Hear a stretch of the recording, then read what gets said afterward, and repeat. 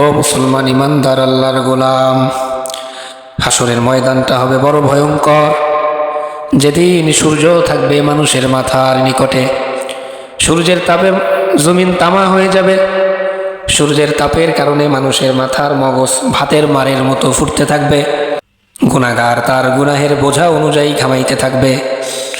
কারো ঘাম থাকবে হাঁটু পর্যন্ত, কারো ঘাম থাকবে কোমর পর্যন্ত, কেউ বা ঘামের সাগরে হাবুডুবু করবে, ঘামের সাগরে সাঁতার কাটতে থাকবে।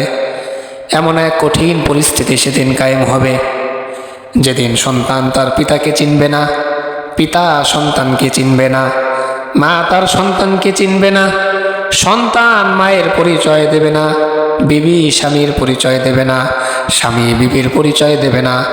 এমন এক কঠিন পরিস্থিতি হাসরের ময়দানে কায়েম হবে। মানুষ একটা নেক আমলের জন্য মানুষের দ্বারে দ্বারে পাগলের মতো দৌড়াইতে থাকবে। কেউ একটা নেক আমল দিয়ে হাসরের ময়দানে কারো পাশে কেউ দাঁড়াবে না, কাউকে কেউ একটা নেক আমল দিয়ে উপকার করবে না। এমন এক কঠিন পরিস্থিতি হাসরের ময়দানে কায়েম হবে।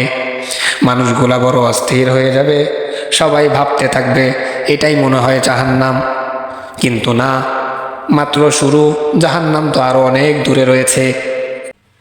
মানুষগুলা পাগল হয়ে অস্থির হয়ে যাবে। সবাই একত্রিত হয়ে হজরতে আদম আলাইহিস সালামের কাছে যাবেন, গিয়ে বলবে, ওগো আল্লাহর নবী, ওগো আমাদের পিতা, আল্লাহ রব্বুল আলামিন আপনাকে সম্মানিত করেছেন। পৃথিবীর শুরু লগ্ন থেকে কিয়ামত পর্যন্ত আগত সমস্ত মানবের আপনি পিতা। আজকে এই মুসিবত থেকে আপনি আমাদেরকে উদ্ধার করুন। হজরতে আদম সেদিন বলবে, আজকে আল্লাহ বড় রাগান্বিত, আল্লাহর সামনে দাঁড়িয়ে কথা বলার মতো সাহস আমি আদমের নাই। তোমরা হজরতে নূহ আলাইহিস সালামের কাছে যাও। এরপরে সবাই দৌড়াইয়া হজরতে নূহ আলাইহিস সালামের কাছে যাবেন, গিয়ে বলবেন, ওগো আল্লাহর পয়গম্বর, আমরা বড় মুসিবতের মধ্যে আছি, আপনি আমাদেরকে এই মুসিবত থেকে উদ্ধার করেন। হজরতে নূহ আলাইহিস সালাম বলবে, একই কথা বলবে, আল্লাহ বড় রাগান্বিত, আল্লাহর সামনে দাঁড়িয়ে কথা বলার সাহস আমি নূহ আলাইহিস সালামের নাই। তোমরা যাও হজরতে ইব্রাহিম আলাইহিস সালামের কাছে যাও। সবাই তখন দৌড়াইয়া হজরতে ইব্রাহিম আলাইহিস সালামের কাছে যাবেন। হজরতে ইব্রাহিমের কাছে গিয়ে বলবেন, ওগো আল্লাহর খলিল, আপনি তো আল্লাহর দোস্ত, আমরা আজকে বড় মুসিবতের মধ্যে আছি। সূর্যের তাপ আমাদের সহ্য হয় না, জমিনের উপরে দাঁড়িয়ে থাকার মতো পরিস্থিতি নাই, সূর্যের তাপের কারণে জমিন তামা হয়ে গেছে। ওগো আল্লাহর খলিল, আমাদেরকে আপনি এই মুসিবত থেকে উদ্ধার করেন। আল্লাহকে বলেন যেন দ্রুত বিচার কার্য শেষ করেন। হজরত ইব্রাহিম বলবে, না, আমি পারবো না, আজকে আল্লাহ বড় রাগান্বিত, আল্লাহর সামনে দাঁড়িয়ে কথা বলার সাহস আমার নাই। আজকে আমি আমাকে নিয়েই চিন্তিত, আমি আমার নেক আমল, আমার আমল নিয়েই আমি চিন্তিত, আমি বড় পেরেশানির মধ্যে আছি। তোমরা যাও হজরতে মূসা আলাইহিস সালামের কাছে যাও, দেখো সে কোনো উপকারে আসতে পারে তোমাদের।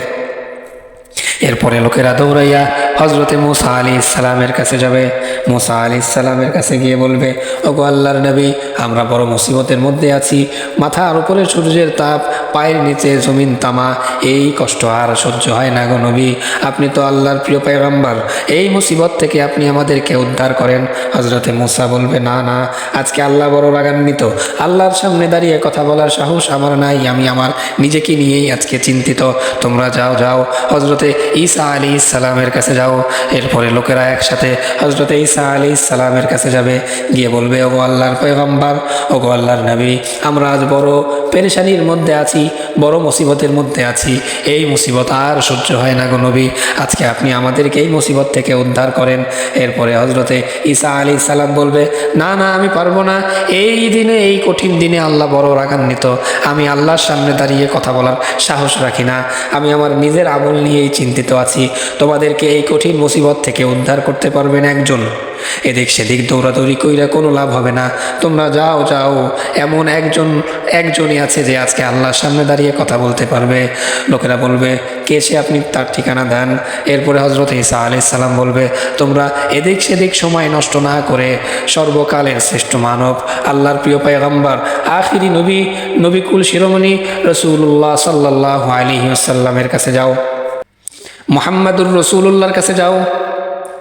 এরপরে সবাই একত্রিত হয়ে মুহাম্মাদুর রাসূলুল্লাহ সাল্লাল্লাহু আলাইহি ওয়াসাল্লামের কাছে যাবেন, গিয়ে বলবেন, ওগো আল্লাহর হাবিব, মাথার উপরে সূর্যের তাপ, পায়ের নিচের জমিন তামা, এই কঠিন কষ্ট আর সহ্য হয় না।